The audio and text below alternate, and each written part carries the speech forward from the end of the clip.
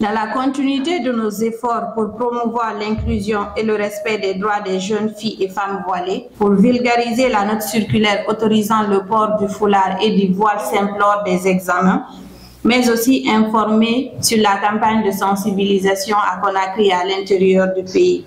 Créé en 2019 lors des examens nationaux dans le but de défendre le droit à l'éducation des jeunes filles, le collectif Ne touche pas à mon voile est une synergie d'action composée de 8 organisations travaillant activement pour la promotion de l'inclusion et de l'égalité dans le système éducatif guinéen.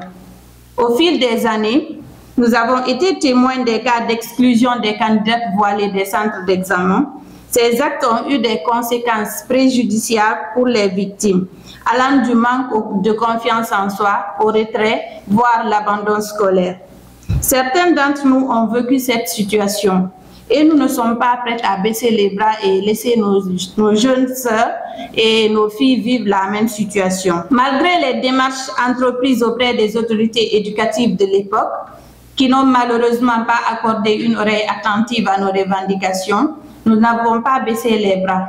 Cependant, nous sommes reconnaissantes que le 3 juin 2022, le ministre Guillaume Hawing, à travers le département de l'Éducation nationale et de l'alphabétisation, ait pris la décision courageuse d'autoriser le port du voile et du foulard dans les centres d'examen. Cette décision a été accueillie avec joie par le collectif Ne touche pas à mon voile, bien que nous ressentions encore un pincement au cœur avec la persistante interdiction du voile intégral. Le droit à l'éducation est un pilier essentiel du développement et de l'émancipation des jeunes filles. Ainsi, pour des examens plus inclusifs, nous œuvrons à mener une campagne de sensibilisation et de vulgarisation de la note circulaire autorisant le port du voile à Conakry et à l'intérieur du pays. Les examens nationaux débuteront le 5 juin sur toute l'étendue du territoire national.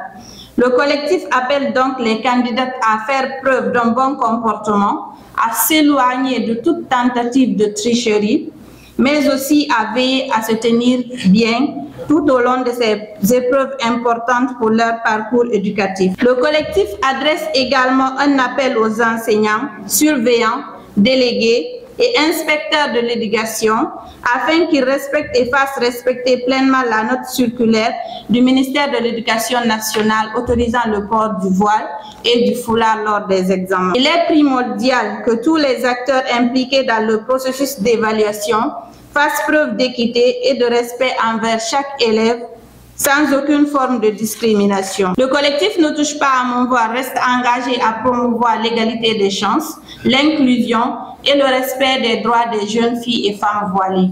Nous appelons ainsi les autorités, la société civile et toutes les personnes partageant notre vision d'une société juste et égalitaire à se joindre à notre cause et à soutenir l'émancipation des jeunes filles guinéennes.